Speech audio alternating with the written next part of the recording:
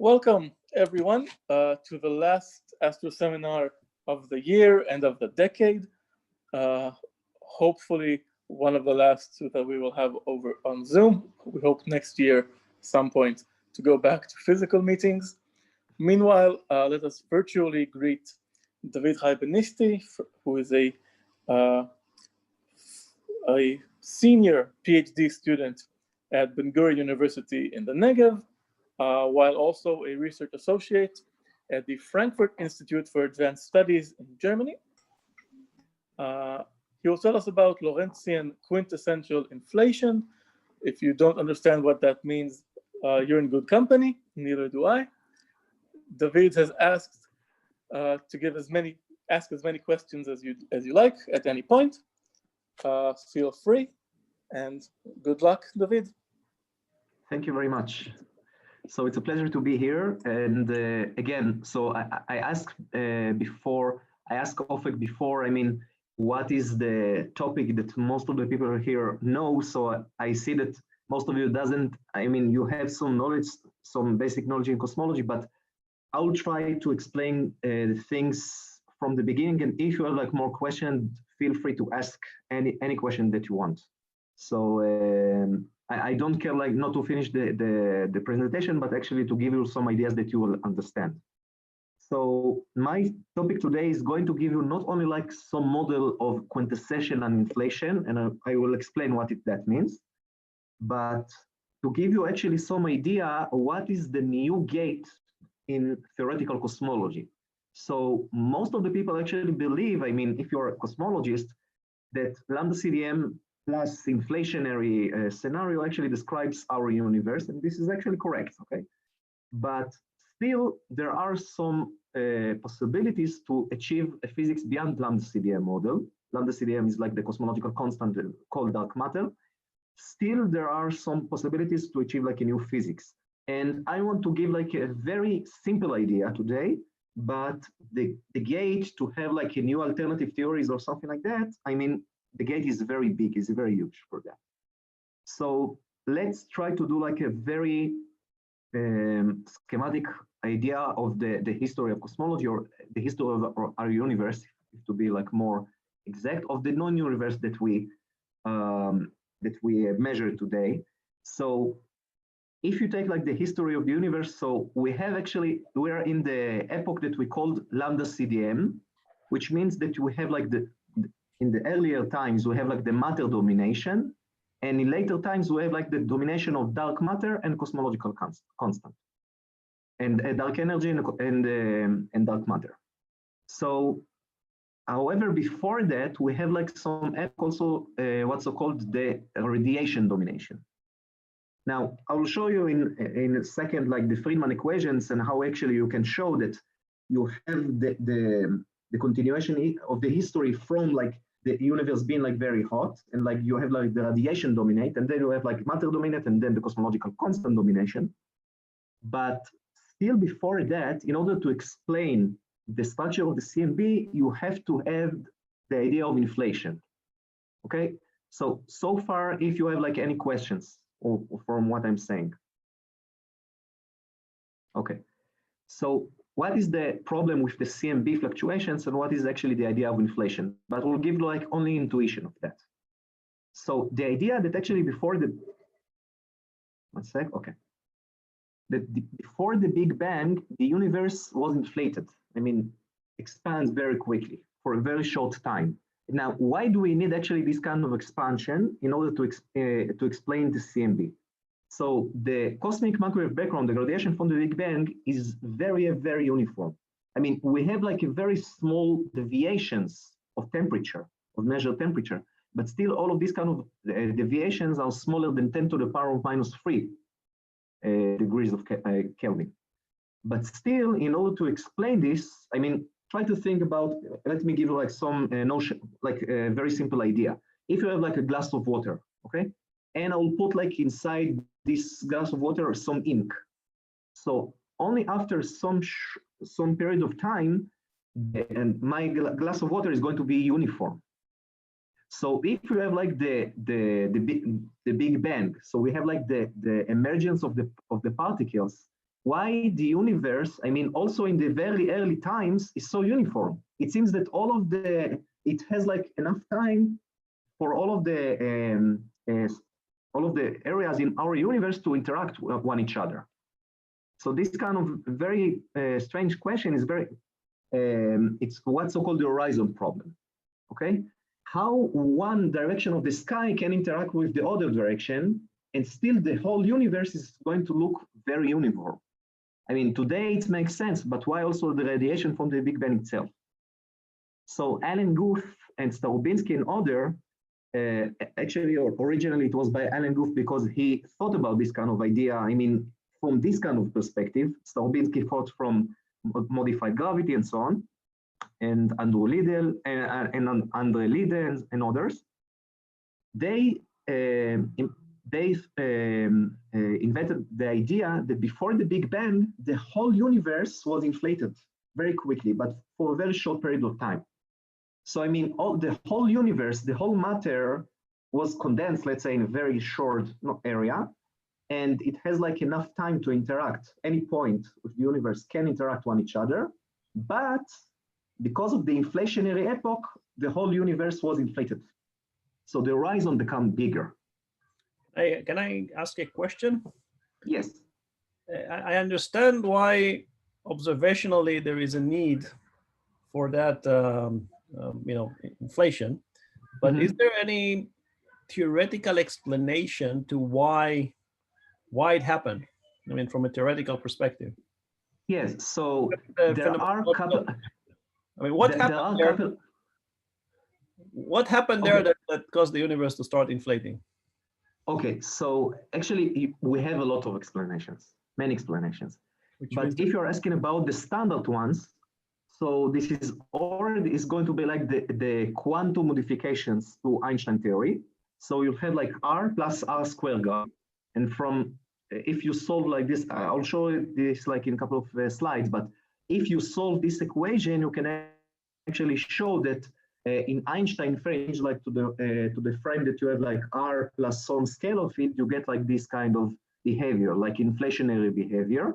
And some trying to connect the Higgs mechanism also with the inflationary epoch, okay? But I mean, these kind of theories you have, you can explain, but you can explain like this kind of approach, but I mean, the most simple one, this is Starobinsky inflation. So because of quantum fluctuations, I mean, this is only one explanation.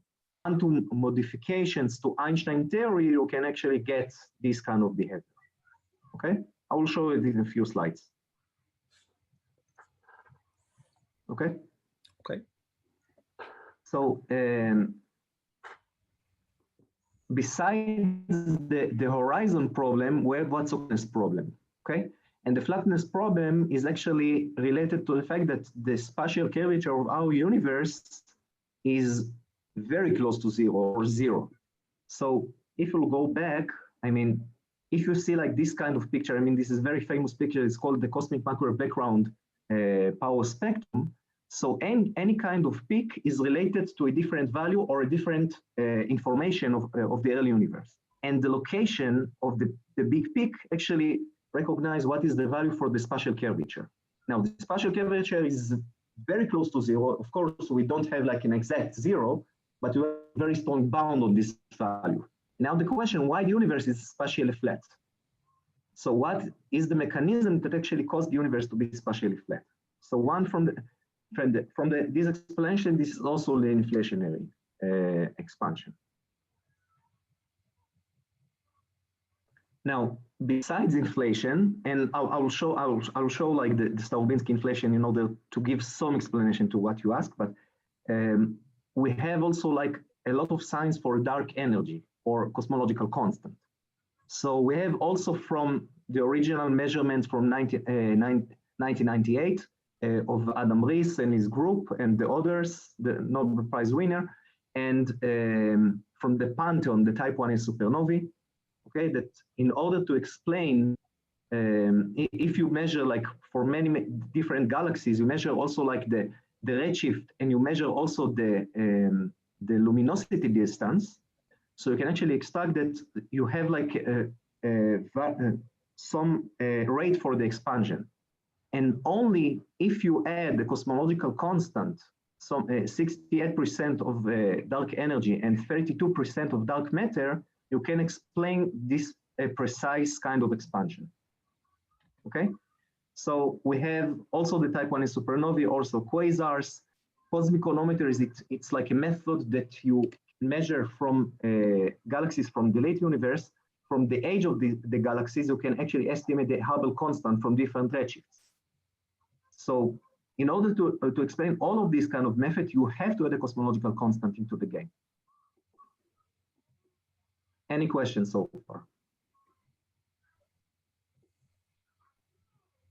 Now, so we have two pictures. We need we saw that we need also like to add a cosmological constant, and also we need to modeling the inflationary epoch by some modification to Einstein equation, because naturally you cannot obtain inflation, but still the bound on the modifications that we can do for Einstein theory is limited, because from the measurement of the gravitational waves from the neutron stars event, the very famous event that happened, I feel like 2 or 3 years ago, they able to measure also the gravitational waves and also the light, okay, the light that emitted from the gamma ray burst.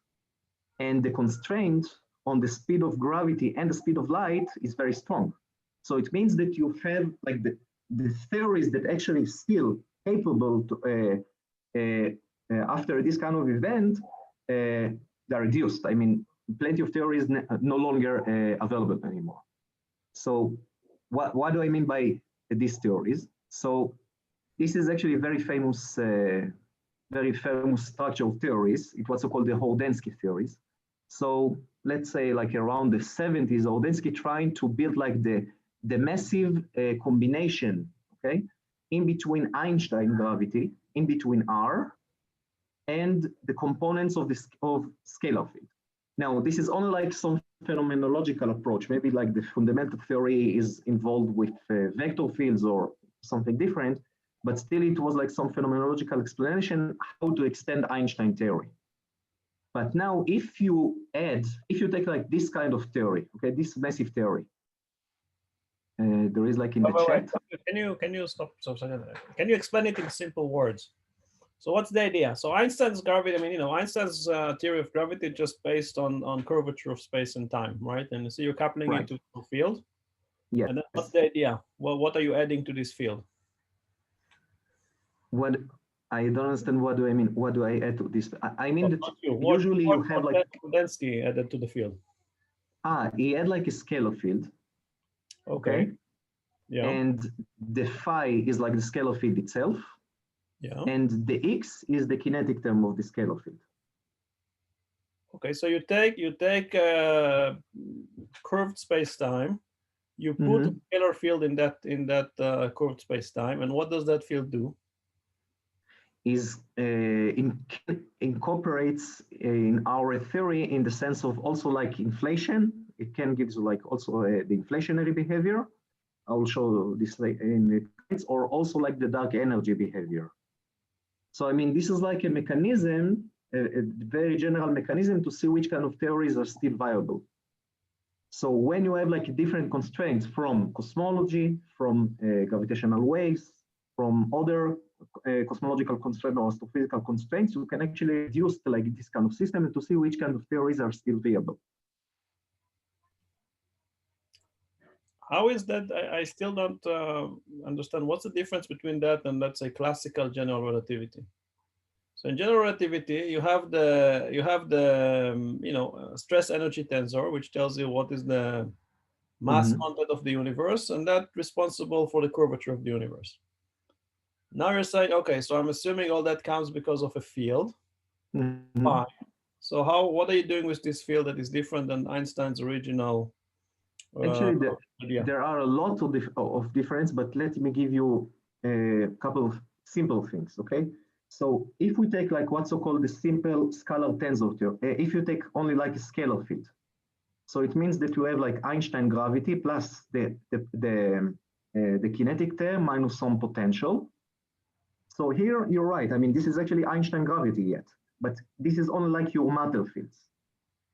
Okay, this is like a source outside.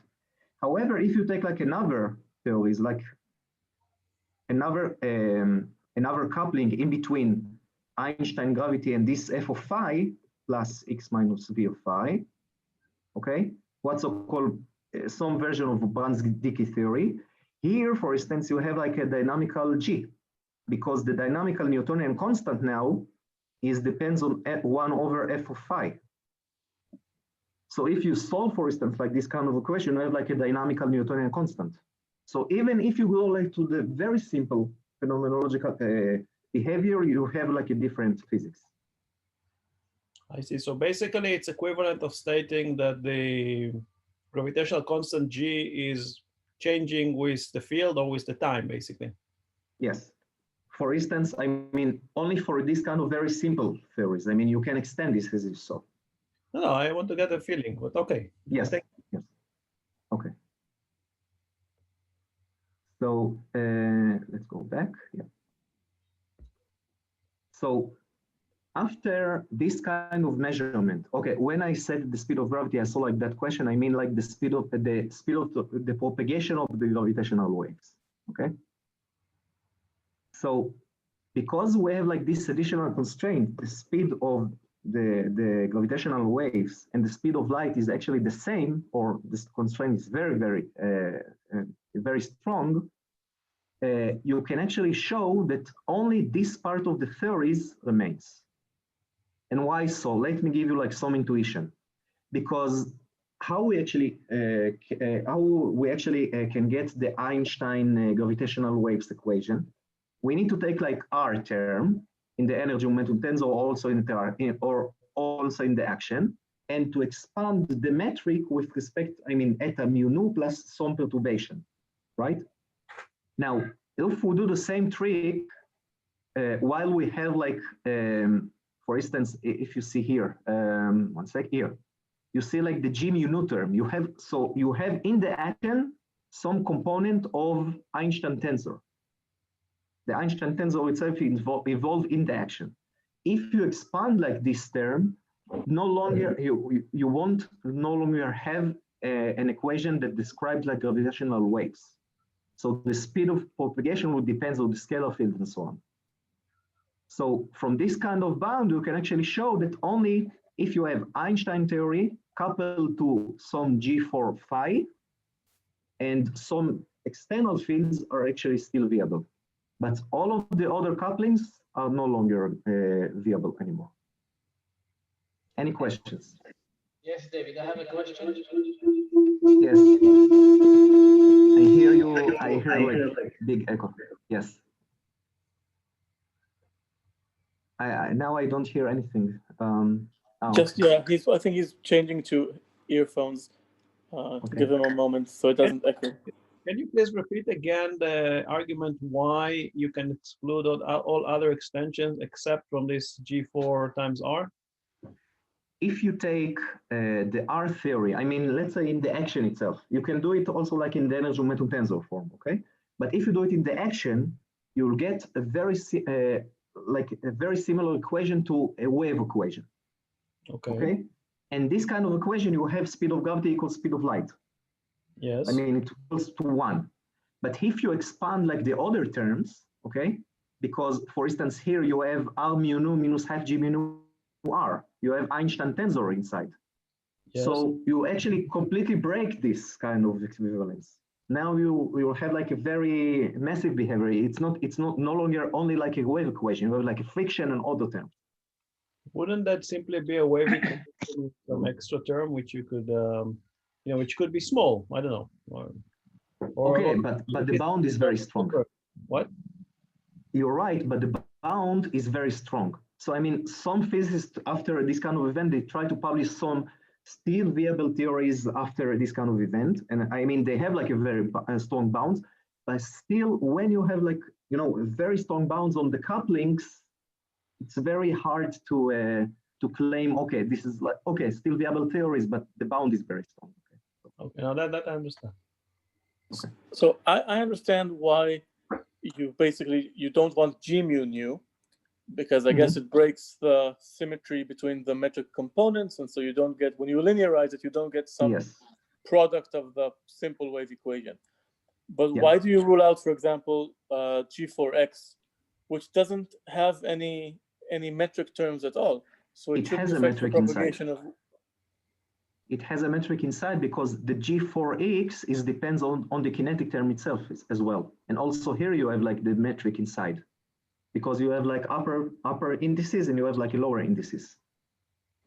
Okay, so in that also, case, why is box phi legitimate?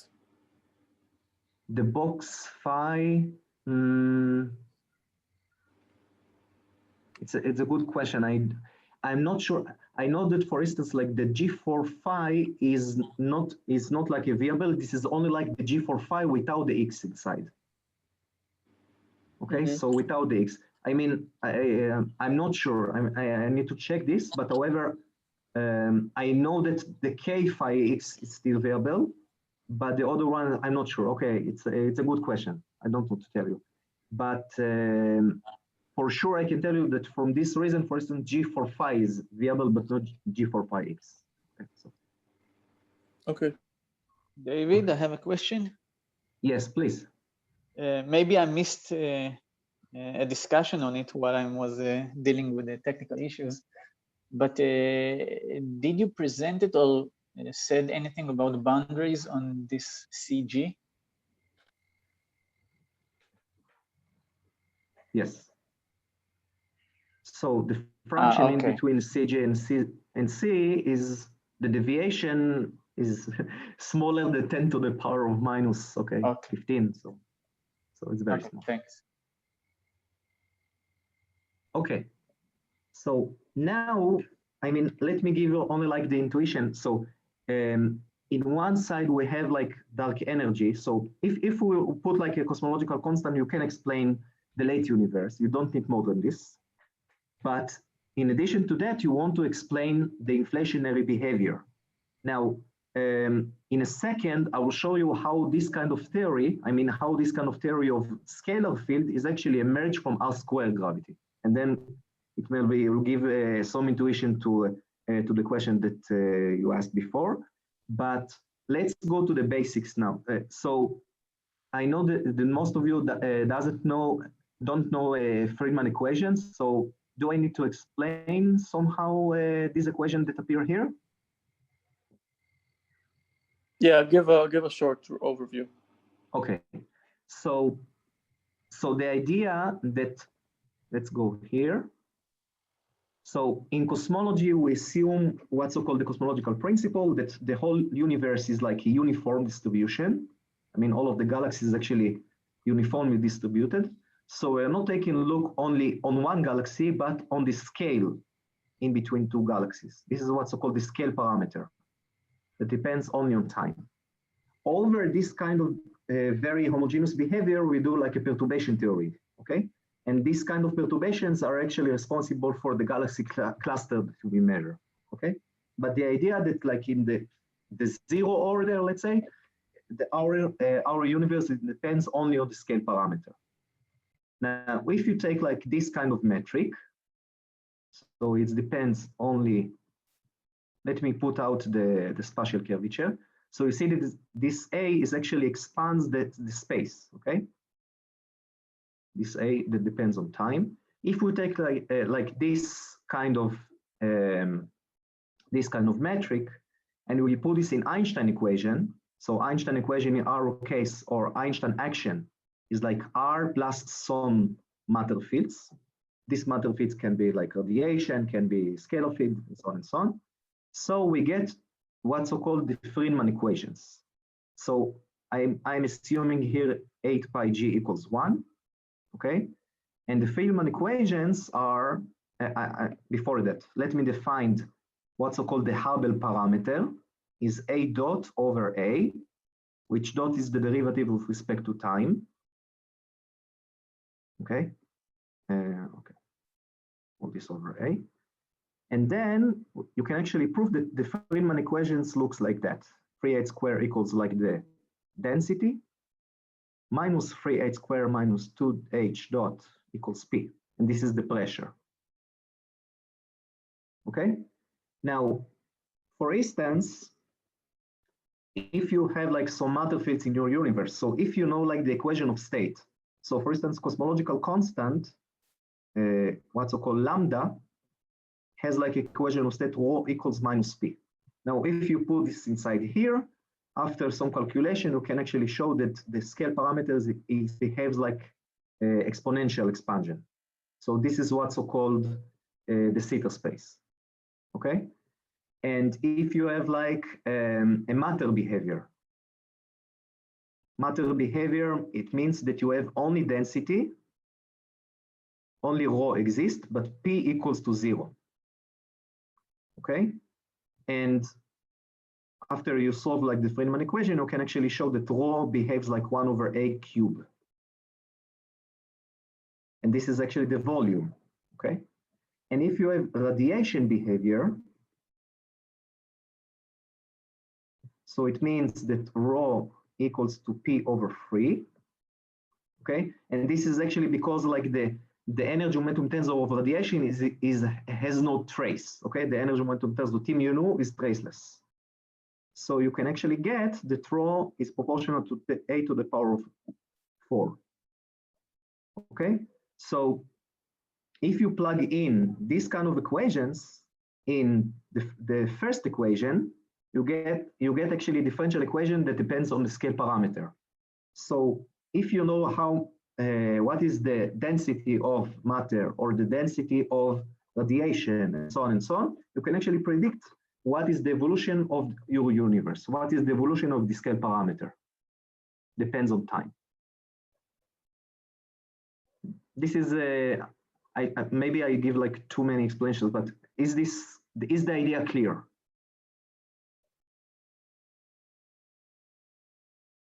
Okay. So let's maybe just go back a moment, just to sum for the students or those who haven't had experience with it before. The density of the universe will go down as some power of the scale as the universe expands, right? For matter or for radiation. So the universe is expanding, and you didn't say how fast it's expanding. Well, we just take A as a scale parameter as a function of T. And you did say how it expands in the case of lambda, just a cosmological constant, in which case it's exponential. Mm-hmm. And the typical time is the Hubble parameter. Yes. Okay. Okay. And if you have like in your universe, for instance, you have also radiation and also matter and so on, you can actually build what is the corresponding Friedman equation. So 3h squared will be equals to omega lambda plus omega matter over A cube and so on. And then you can solve this differential equation and to see what is the solution for the scale parameter. So you can actually see what is the evolution of this kind of universe. Okay, from four different components. Now, let's go back to the idea of inflation. Okay, so let's say that we understand that we accept that we need for the very short period of time the quick expansion of the universe that actually can be explained only by some cosmological constant. Okay, we need like equation of state of -1 of this part, rho equals minus P. So the model is actually based on a scalar field. So in this kind of model, it's what's called the inflaton field. We assume that you have GR, and what responsible for this kind of expansion, this is this scalar field, okay? And we call this like an inflaton. Now, the corresponding Friedman equations are shown here, okay? So you see like the density component, you have like the kinetic term. This is like the kinetic term that depends on time. And you have also like the potential term, okay? Now, the kinetic term has like equation of state of 1. This is what's called stiff equation of state. The density and the pressure are the same. And the potential has equation of state of -1, rho equals -P. So this is actually very similar to a cosmological constant. Okay.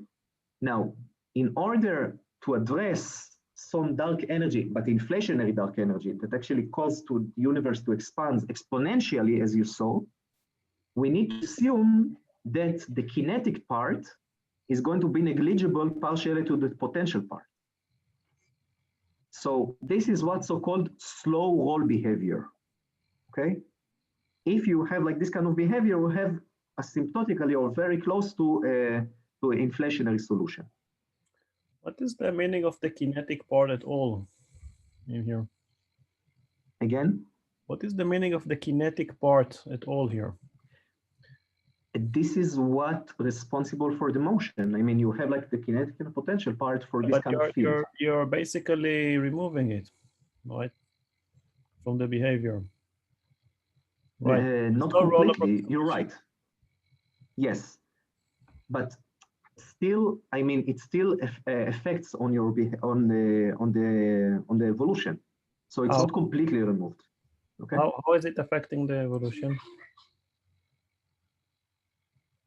I mean, it still has like caused the universe to evolve until you have like the end of inflation. I mean, the kinetic term has become more and more dominant after. Okay, just during the inflation part. So okay, so yes. Assume that it's okay. Yes, at the end of inflation, the kinetic term become more dominant, and then you have like what's called the reheating mechanism, which means that you have like some interaction in between the scalar field and other fields. And then you have like the production of particles. This is the idea. So this field stops to be dominant after the inflation? Yes. Actually, this kind of, I mean, if we accept the standard picture of inflation, this kind of field is no longer exist because it was break, let's say, or create like the other particles that we know today in the reheating mechanism. This is after inflation. Goes again to the question of what's the meaning of the kinetic term, because if it's only important during the inflation and after the inflation it becomes subdominant, then you may not really need a kinetic term at all. No, you have the, I mean, in the inflationary epoch, the kinetic term is very low, as you said, but after it's become more and more dominant. And this is actually related to also to the production of particles after. In the beginning, you have like the dark energy behavior. So you mean that after the end of the inflation, this field basically decays into other, non. Precisely. Okay, so it's the same particle that produces first the inflation and then decays into other particles. Yes, precisely. This is the precise definition of inflation. Yes. The question if you have only one field or two fields, but the idea this is the idea. Yes. But then what caused the inflation in the first place? It's a very good question. I mean, we always can ask this question, but I mean, my motivation for now, I mean, I will show you what is the new, because this kind of things, this is not new things, but the idea is, first of all, to try to explain also like the data, okay? But also to unify this with dark energy. This is what I'm going to show later. But I mean, the fundamental question remains. It's a very good. David? So, can I ask a question? Please. How did you define the end of inflation? With which parameter? With parameter n, I will show it in a second. Okay, I will show it. So, beginning of inflation. In the beginning of inflation, the potential part is dominate. Okay, but we need more than one parameter that actually emphasize the slow roll behavior. So it means that not only like the first derivative of v of phi is going to be small, partially to v of phi, but also like the second and the third and so on and so on. So we usually define what's called the slow roll parameters, epsilon and eta. And during the inflation itself, these kind of parameters are very small, very close to zero, but not zero, much smaller than one. Now, you can actually show after, if you take like this kind of equation, you play with them a bit, you can actually show the number of e-faults, how many times, e to the power of how many times your universe evolved during inflation is related to the structure of the potential. So this is actually equation, n equals to this integration. Now, in order to explain the CMB temperature, I mean, this is some equations usually we can do, but I don't want to go into this. But the principle is that at the end of inflation, I mean, after slow behavior, epsilon equals 1, and the number of e-faults is 60. And this kind of condition is explained temperature of the CMB eventually. I mean, you do like some extrapolations later. But this kind of how did you get the 60? The 60 is related to the temperature of the CMB after, but also like to the temperature of Planck or something like that. So you can estimate how many e-faults related to the temperature change after. Because temperature changes as 1/8 to the 4th, okay? Because this is like a radiation. So from this kind of relations, you can actually conclude what is the 60 is in between like the fraction of the ratios of the temperatures.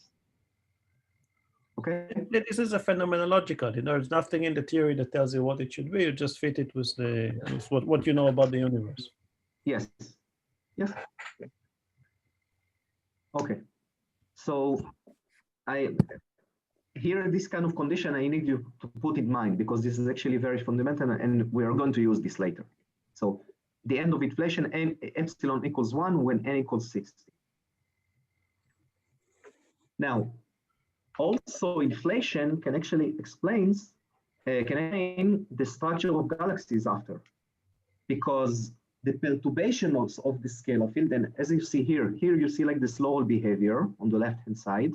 At the end of inflation, it means that you don't have like the slower behavior anymore. And then this kind of pseudo particle, let's say, is like doing oscillations and decays to other particles. This is actually the structure that we see here.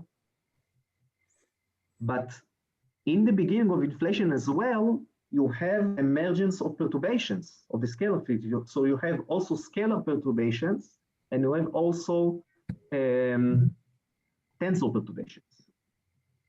Okay, so you can actually prove. Why doesn't the field decay initially?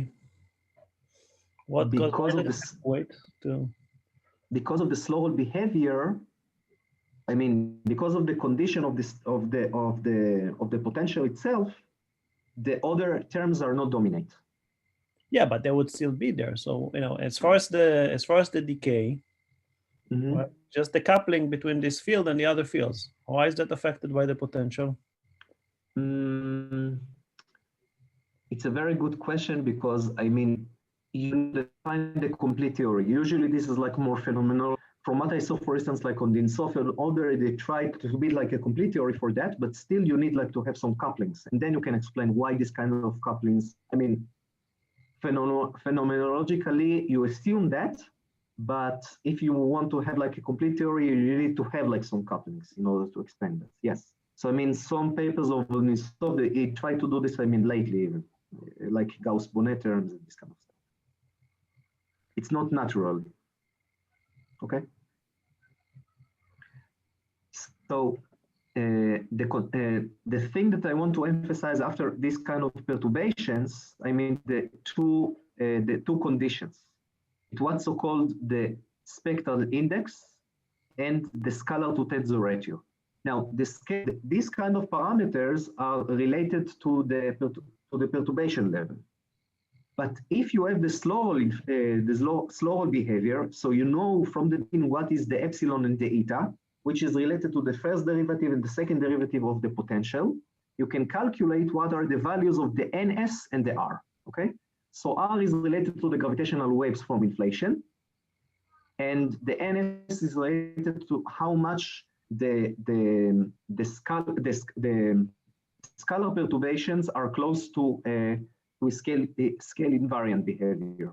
How much this is like related very close to 1, okay? So the intuition that I want to give you only, I mean, this is, you have like some some equations to show here, but still I want to give like the intuition that R is related to the R and NS that you can measure from the CMB are related to the derivative of the scalar field, okay? This is the statement that I want to keep in mind. How do you measure R?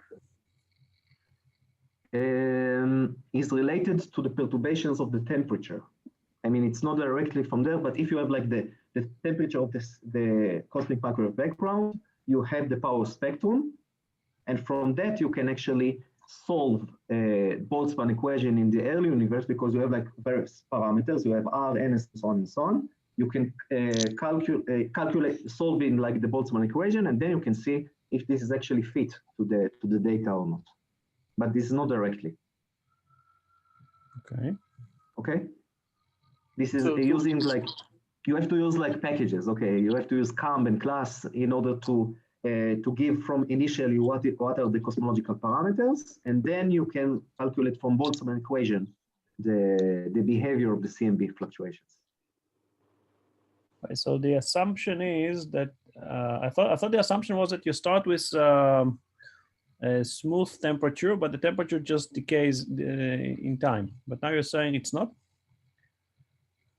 What I don't understand. No, I mean, if you go to the classical, picture of the CMB fluctuations, Mhm. right?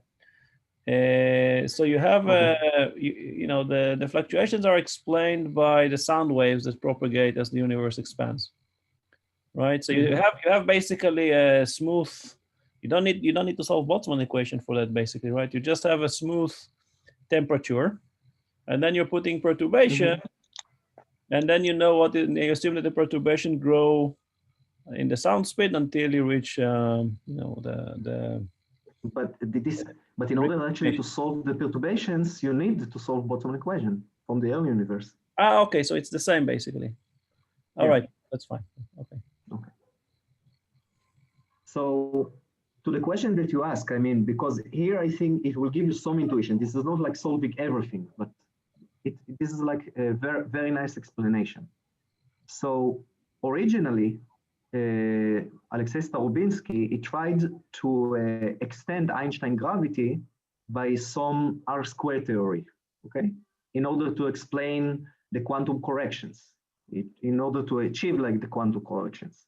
Now, if you change the metric to what's so-called the Einstein frame, I mean, it means that you change in like the metric itself to another frame, okay? So you can actually show that this kind of theory is equivalent to R plus some scalar field, okay? Let me only show this the board in order to be like more clear. I mean, if you have like some theory, let's say f of R, it's going to be like a function of R plus some Lagrangian meter. If you're changing the metric itself, I don't remember the conformal transformation, but you have like some function that you plug in. So you can actually show this kind of theory eventually emerge to a scalar field, to a theory by a scalar field. So this kind of theory is called Einstein frame. It means that you have R and on the background you have like some scalar field that are responsible for the evolution. But okay. I don't understand, because this is what you assumed. You just assume that the metric is transformed to a metric times some function of a scalar field. Yeah, but this is only changing of the coordinates. Yeah. So if you have like f of R, for instance, R plus alpha R square, you can get a specific form for the potential. Okay. Okay. I don't recall to tell you what is the f of I here. I don't remember this analysis, but eventually, if you change only the coordinates, you get R plus some additional field outside. But it comes from a more fundamental principle. I mean, R plus alpha R square. Okay? It's more makes sense, let's say. Okay. Okay. Now, this kind of theory, this kind of potential, sorry, has all of the features that we spoke about before. So you see in the beginning, you have like the slow roll behavior. You have in the beginning, the flat behavior that emphasize the dark energy, the inflationary dark energy. At the end here, you have like the energy, the end of inflation, okay? And at the end, the particle itself, not the particle, like the universe oscillates over the potential. And here, like the other components of the K terms become more dominant. I mean, for some theories. And then you can get like the reheating mechanism. Okay, so this is actually a very simple theory that only in the 79, I mean, he published like this original paper, but still it predicts very naturally all of this kind of behavior that we discussed. And Alan Goof and others try to think about this, I mean, in order to explain the CMB and so on. I have a question. Yes. So you mean to say that once you add this R squared term into in the expression of this Lagrangian, is L Lagrangian here? Yes, yes, all of this is Lagrangian. Okay, so once you add this R squared term, you define it as quantum corrections, and then you explain the temperature fluctuations seen in the CMB's picture, is it? You explain the temperature, I mean, but you assume additional things. I mean, you assume that the heating mechanism will happen after and so on, but yes, in principle, yes, but still you have like some picture. But there's another problem that when you see the temperature fluctuations in the picture of the CMB, they are not irregular. They have spherical harmonics kind of shape. They are dipole and quadrupole and octopoles. So how does that factor come into picture here? You will see. You'll see that in the next slide, because this is a very good question here. This is actually the solution for the question. So in Planck 2018 measurement, I mean, we had this also before, but now the constraints are stronger and the future will be less stronger. So you see like many different models of inflation, okay? If you have like phi to the 4 for phi to or phi potential and so on and so on. Here you have also like the Starobinsky inflation, and you see like the prediction for R and NS for this kind of form of potential. What is the relation in between the number of e-faults and the observations the measurements that you see from the CMB, the values for R and NS. Now you see from the measurements, okay, because here you have like 1 sigma and 2 sigma for the values. So you see like if you take all one direction of the CMB or the other one, I mean the TT, the low values and so on, if you have like the bound acoustic oscillation and so on. So you see like the different constraints.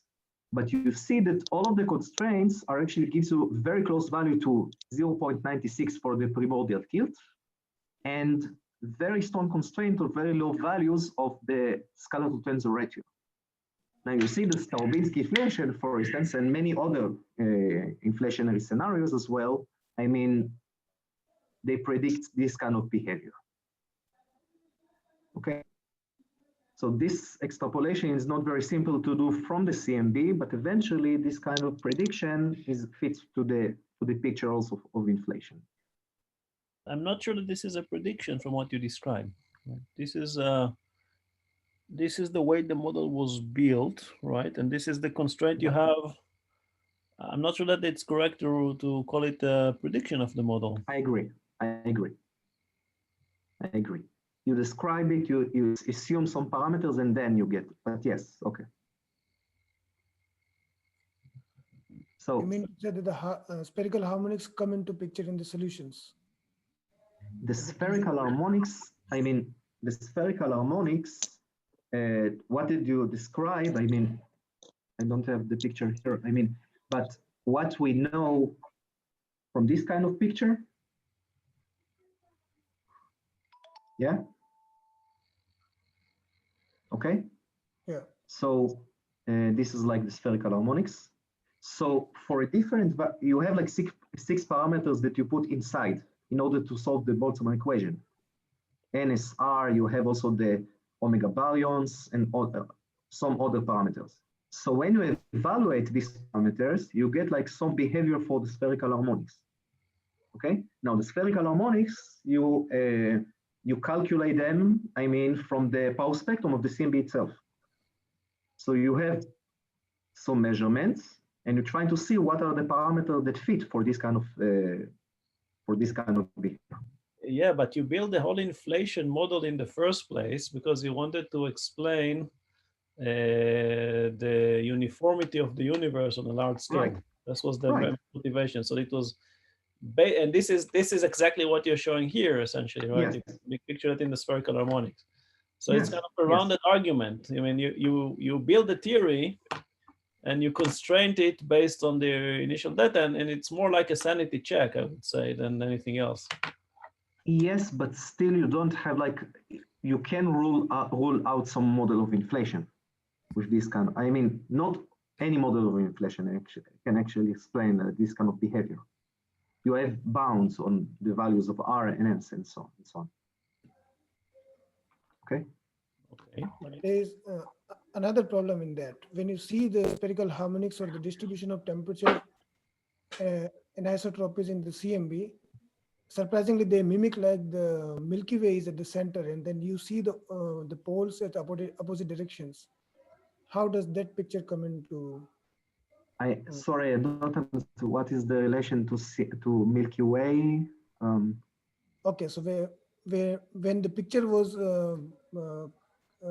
drawn by WMAP and Planck, etc., of the CMB, it is seen that the spherical harmonics that are being seen, that are just in opposite direction to the detector.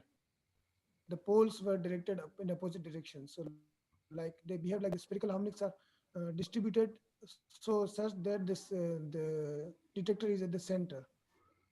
That is, you got the question?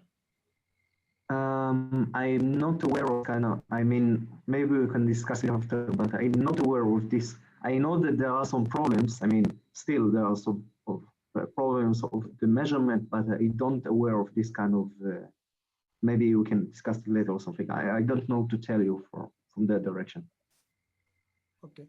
Whenever you say you see any spherical harmonics on a sphere, all spherical harmonics are connected to some kind of center. And coincidentally, the center has been found to the center of the detector. And this is not explained yet. So if you try to explain this power spectrum, you should be able to answer that also, that why this coincidence with the center of the detector. But there is no center for the universe. I mean, if this is like a known problem, I mean, I cannot answer you if this is like a known problem, but in general, in our universe, we don't have a center. The universe is infinite. Yeah, but the CMB anisotropies do show. That's the, okay, so maybe we can discuss it later, but it is there. Okay. Yeah. So the idea of, now this is like the standard picture, what I described to you up to now.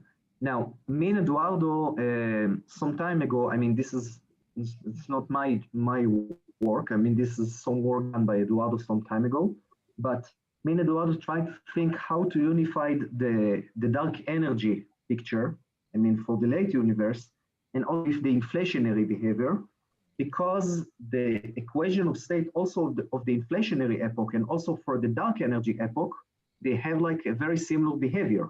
In both cases, they have like the same equation of state. Now, again, this is kind of phenomenological approach, what I'm going to show you, but the idea that still from the standard picture of cosmology, if you take only lambda CDM plus some inflation, you can actually modify this picture and to have like a better fit to the data. So this is actually gives you like some idea. Maybe there is like a new physics beyond general relativity in the cosmological level. So the original idea also called quintessential inflation. So quintessential, this is like a model of a scalar field for the dark energy. Okay, so in the early universe, you have like a behavior of inflation, and in the late universe, you have like some behavior of dark energy. Okay, so this is the original idea was done by John Peebles and Alexander Vilenkin, and my supervisor with his colleagues in 2015, they try to extend this idea that related to some breaking of symmetries. So I'm not going to all of this mathematics, but bottom of line, what I want to show you that you have here again, like the R versus NS. And even for this kind of model of inflation, you see that you have like very low values for the R, okay? And the very close value of the NS of the per model T to 0.96. Well, so the idea is that it's the same field that is responsible for the current acceleration of the universe and previous inflation. Precisely. But then you add up a new parameter, right? A new scaling. Yes, and now I'm going to show.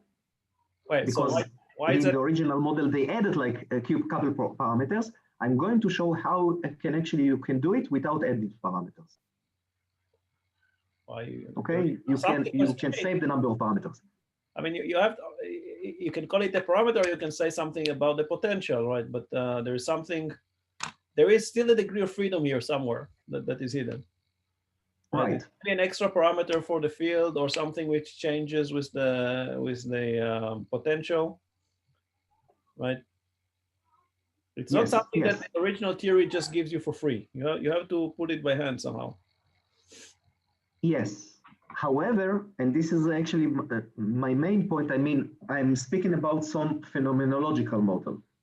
Okay. This is not like a very fundamental theory, I agree. But still, my motivation... But then the question would be, so why is that superior over looking at two separate fields? What do you gain by that?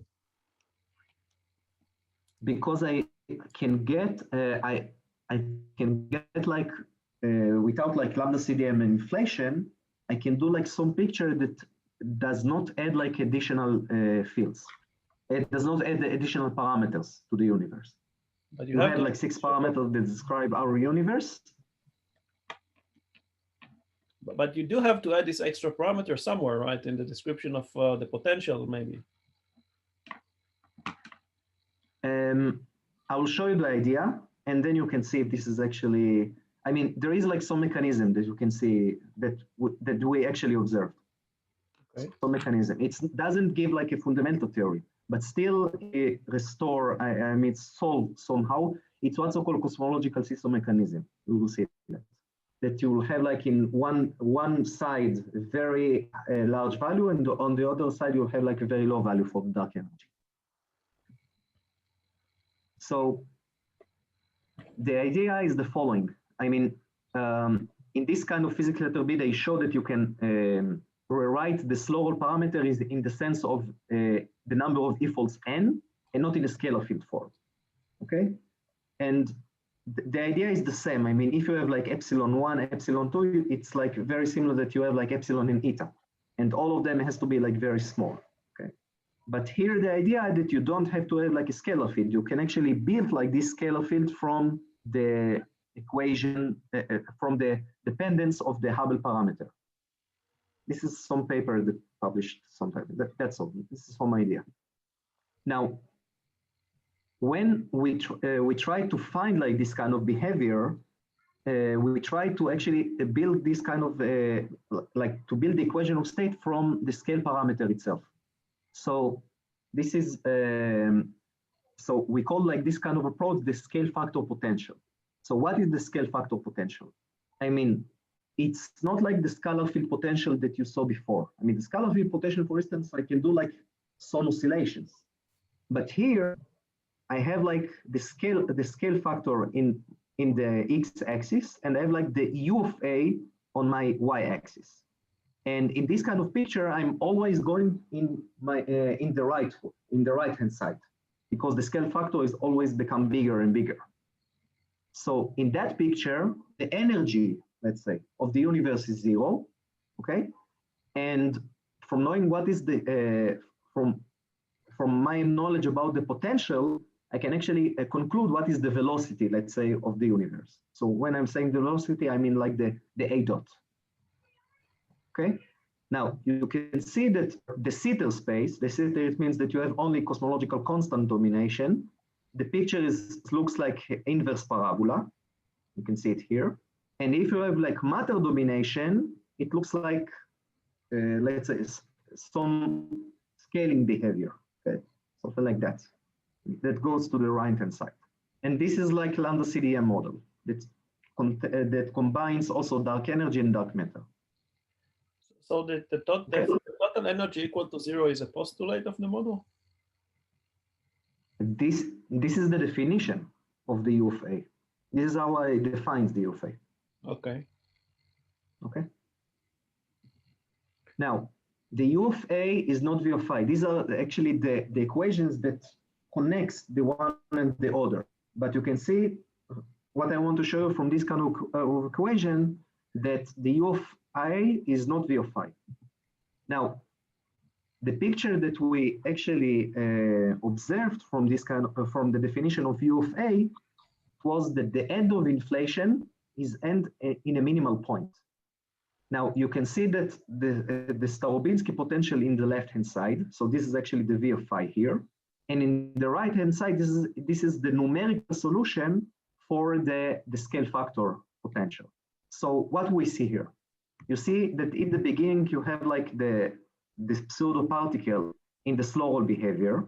So it's equivalent to have like inverse parabola in the right-hand side. This is what you see here. At the end of inflation, when the slow roll parameters become like big, or when epsilon equals 1, so you can actually prove that the potential has like a minimal point. It's equivalent to that. So this is actually the minimal point here, okay? And at the end, when the universe oscillates, I mean the pseudo particle oscillates, you can actually show that on average, you have a dark matter behavior, okay? Let me show this like,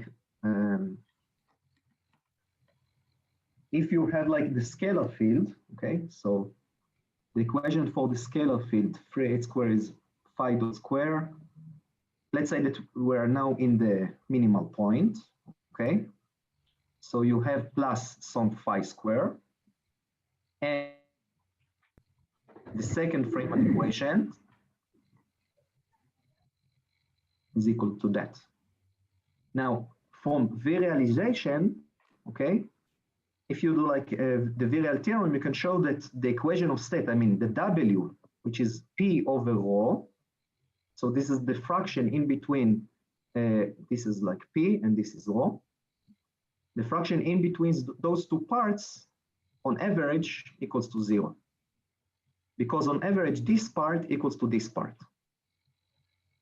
Okay? So the same idea you can see here. You have like the dark matter behavior, the dark matter expansion, but you have some oscillations on the background. Okay? But why this kind of potential is very interesting? Because it doesn't matter what is the inflationary mechanism, always you have an inverse parabola in the beginning, and at the end of inflation, you have like a minimal point.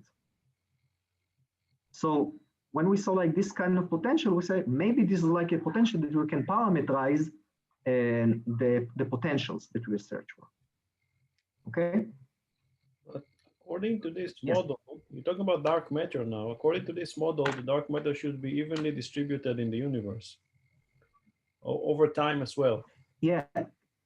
But we know that this is not the case, right? You're right. I mean, you're right. I didn't include in this numerical solution any reheating mechanism. Only like a simple numerical solution for this kind of potential, right? So all of this kind of behavior up to the end of inflation, this is like, let's say, physical, but besides this, you need to have like a different physics, yes. But only like to show the correspondence.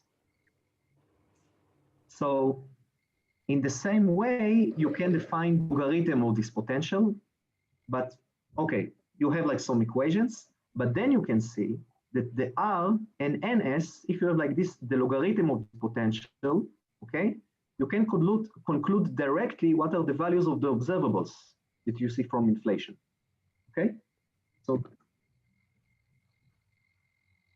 So now the question, what is the structure, or how can we parameterize this P of N? This was the motivation that we try to do it. David, you should aim for about 10 more minutes. Oh, okay. So, okay. So we try to find a parameterization for this P of N that actually has also like higher derivatives, that epsilon 1, epsilon 2, and so on are still like very low, okay? Like with slower behavior. So this kind of parameterization we found, and also like good with the data, as you can see. These are the values that actually this kind of parameterization predict. And when you're trying to find the corresponding potential for this kind of parameterization, you see like a quintessential inflation, okay? So on the right-hand side, you have inflation. On the right-hand side, you have like a flat behavior. Now, the problem with this kind of, okay, let's leave this kind of solution. The problem with this kind of potential that you cannot have any value for the number of e-faults. So Eduardo told me, maybe try to modify this idea with this gamma square. So what is the idea here? And this is what I want to show for the end. That if you will begin with the slower parameter, the epsilon versus n versus the number of e-faults, that this kind of slower parameter has a structure of delta function, not an exactly delta function, but approximate delta function. Eventually, you will end with a quintessential inflation behavior. This is my main point. And on this idea, we got a second prize in Gravity Research Foundation this year. So the idea that the epsilon begins with a very small value, and at the end of inflation approaches 1, and at the end is reduced to dark energy. So, but the behavior is like a delta function. Okay, so we took like a Lorentzian, but again, you can do it for other forms of delta function. So if you solve, I mean, if you take like this epsilon and trying to solve what is the Hubble function of the vacuum, so you see that these two values has like some fraction in between them. So this is like exponential of Chay. And what is this Chay? This is like the logarithm fraction in between the values of dark energy and inflation. Now, dark energy is very low, the inflation is very high, but the logarithm in between them is like 129. So like more reasonable value, let's say. So in the sense of models, if you begin with the epsilon parameter, the problem of, let's say, the problem of cosmological constant problem, like in the inflation epoch, why you have like a very large and very low, this is actually solved. Because you have what's called a cosmological seesaw mechanism. On the right-hand side, you have like a very high, and the other one, you have like a very low value. And again, this doesn't matter what is the form. You have only like a form of delta function. That's all. So after we took like this form, we try also like to do Markov-Chern Monte Carlo with some uniform distribution for the parameters and so on in order to get what are the observables. And you can see that the best fit values are R and the NS that you can see here. And we know from Planck data, they are still like viable models, okay, like in the bound that we know. And this is the corresponding potential, okay? So you see like the V of phi that you conclude from this kind of, the Lorentzian form of the epsilon parameter. So you can see from the left-hand side, you have like the inflationary behavior. On the right-hand side, you have like the dark energy behavior. Okay?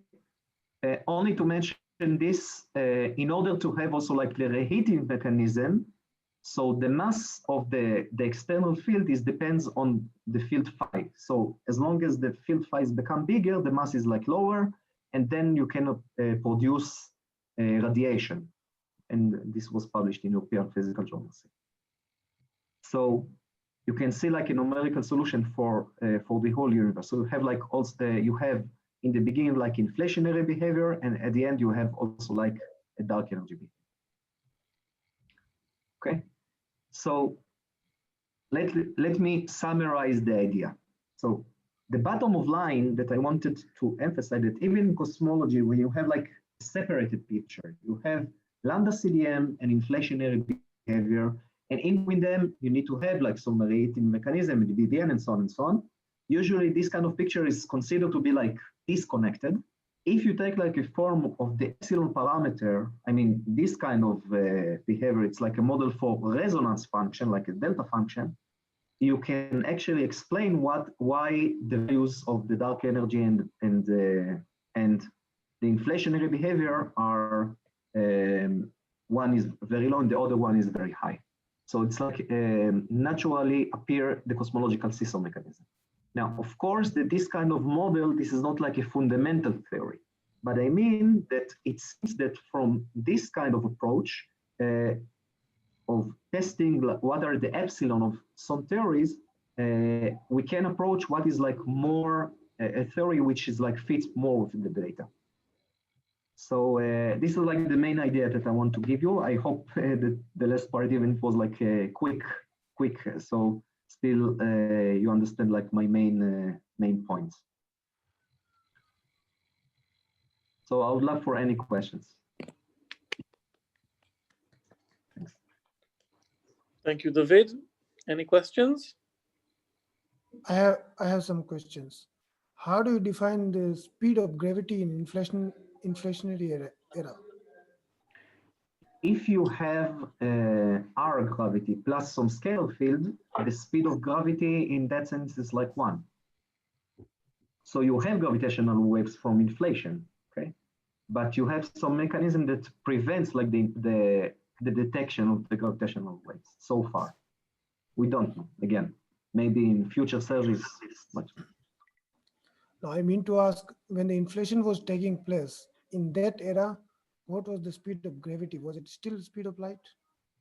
Yes, because you have, if you take like the inflationary model as inflaton model, so you have R plus some scalar field on the background, the speed of gravity is the speed of light, unless if you have inflation. Okay. Yeah, there is a question here. Yes, throughout the talk, the speed of light is the speed of light that we know today. Yeah. Okay. Any more questions?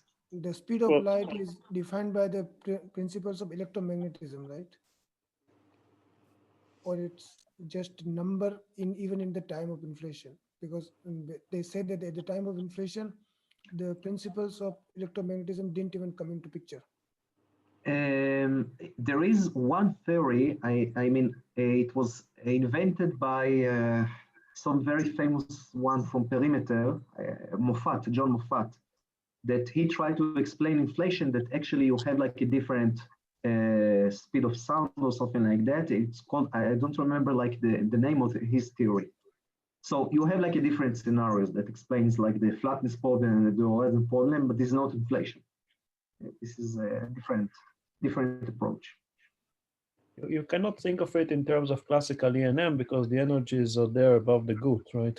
So it's not ENM, it will be a grand unified theory. So you simply think of the speed of light in terms of constant of nature. Yes. Yeah. I agree. Okay. Any more questions?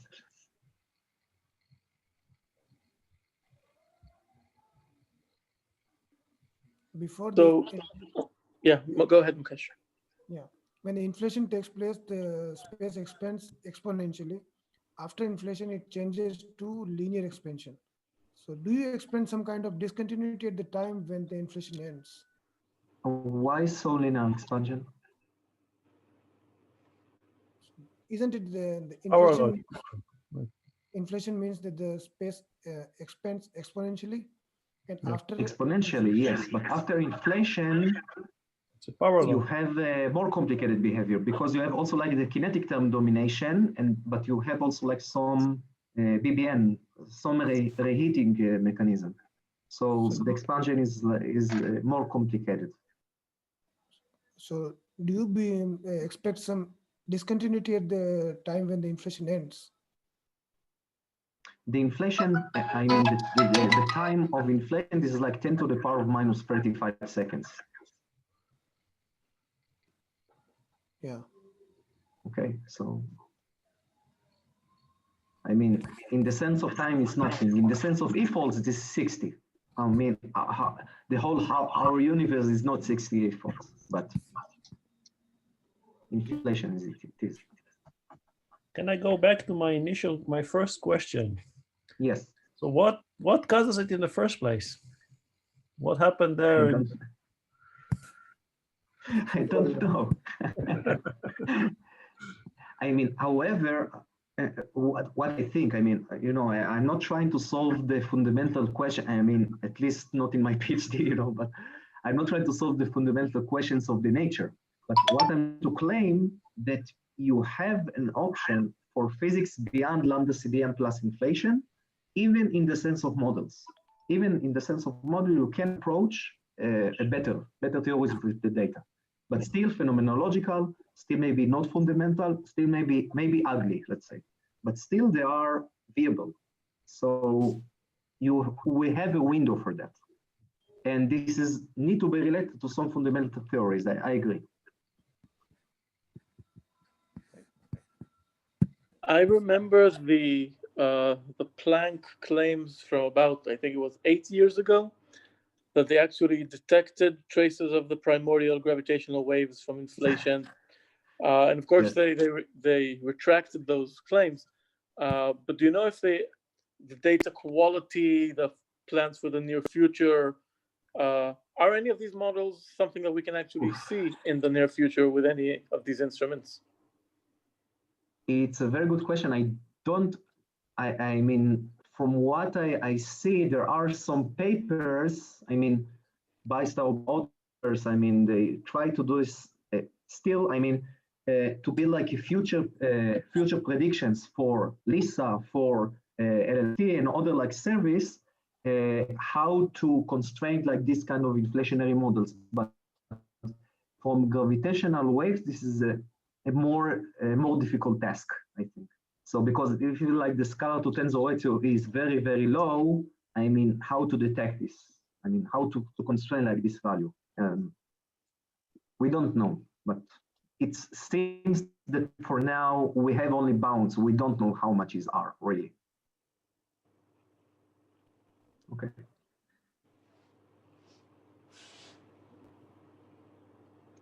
Okay. Any more questions?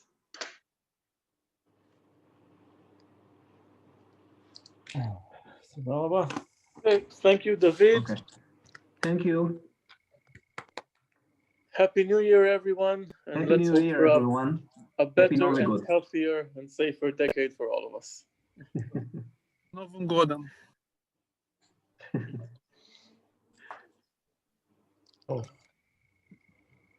דוד, כן. הכי טובה שיש